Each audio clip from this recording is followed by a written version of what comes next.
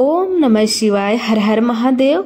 सोम प्रदोष व्रत भगवान शिव को समर्पित उन विशेष व्रतों में से एक है जिसे जीवन के कष्टों को हरने और मनोकामना को पूर्ण करने के लिए अत्यंत ही शुभ माना जाता है। यह व्रत चंद्रमा के दिन यानी सोमवार को पड़ने वाले प्रदोष काल में रखा जाता है और प्रदोष व्रत भगवान शिव को अत्यंत प्रिय है। इस बार माघ महीने के कृष्ण पक्ष में पड़ने वाला प्रदोष व्रत सोमवार के दिन पड़ रहा है।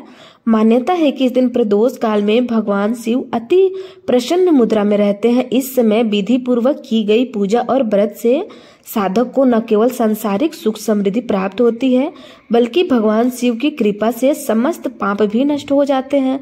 लेकिन ध्यान रहे, इस व्रत में शुद्धता और विधि विधान का पालन अनिवार्य है। यदि व्रत या पूजन में किसी प्रकार की कोई चूक हो तो व्रत खंडित हो जाता है और उसका फल प्राप्त नहीं होता है। इसलिए इस व्रत को पूर्ण नियम, श्रद्धा और समर्पण से ही करना चाहिए। अब आपको बताते हैं इस बार प्रदोष व्रत की तिथि और शुभ मुहूर्त के बारे में। इसके अलावा आप जानेंगे पूजा विधि के बारे में भी। इस बार माघ महीने के कृष्ण पक्ष की त्रयोदशी तिथि प्रारंभ होगी 26 जनवरी रात 8:55 पे और समाप्त होगी 27 जनवरी को रात 8:34 पर। इसलिए इस बार नियमों के अनुसार 27 जनवरी सोमवार को ही सोम प्रदोष पड़ेगा और सबसे विशेष बात, सोमवार के दिन ही मासिक शिवरात्रि का व्रत भी रखा जाएगा और मासिक शिवरात्रि का व्रत भी भगवान शिव को ही समर्पित होता है। तो दो व्रत आप एक ही साथ रख सकते हैं। इसलिए और भी शुभ संयोग माना गया है।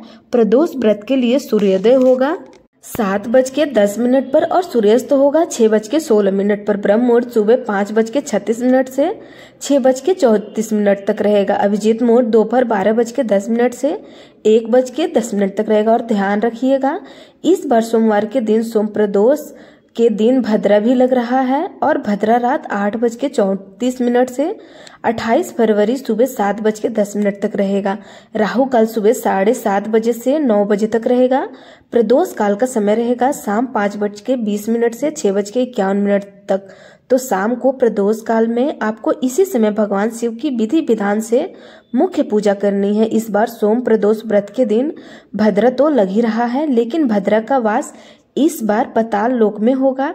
और जब पताल लोक में भद्रा का वास होता है तो यह धरती लोक पर इतना ज्यादा दुखदायी नहीं होता है। धरती लोक पर इस समय भद्रा का वास अशुभ नहीं माना जाता है। तो आप पूजा पाठ या जो भी काम इस समय करना चाहते हैं वो कर सकते हैं। सोम प्रदोष व्रत की पूजा करने से पहले आपको शुद्धता का ध्यान अवश्य रखना चाहिए। स्नान आदि से पवित्र हो जाना है और उसके बाद आप भगवान शिव का ध्यान करते हुए व्रत का संकल्प लें। अब भगवान शिव की प्रतिमा या शिवलिंग को आप जल से स्नान कराकर पंचामृत से स्नान करा सकते हैं। शुद्ध गंगा जल से स्नान कराने के बाद अब मिट्टी या तांबे के दीपक में शुद्ध घी या तेल का दीपक जलाएं। शिवलिंग पर बेलपत्र, धतूरा, अक्षत यानी साबुत चावल चढ़ाएं। पुष्प आदि अर्पित करें। सफेद और हल्के रंग के पुष्प आज के दिन अर्पित करना चाहिए और चंदन का लेप या चंदन का तिलक आप जरूर लगाएं। भगवान शिव के समक्ष धूप और कपूर जलाएं और ओम नमः शिवाय का 108 बार जाप। भगवान शिव को सात्विक भोजन जैसे खीर, फल, गन्ने का रस या पंचामृत का भोग लगा सकते हैं।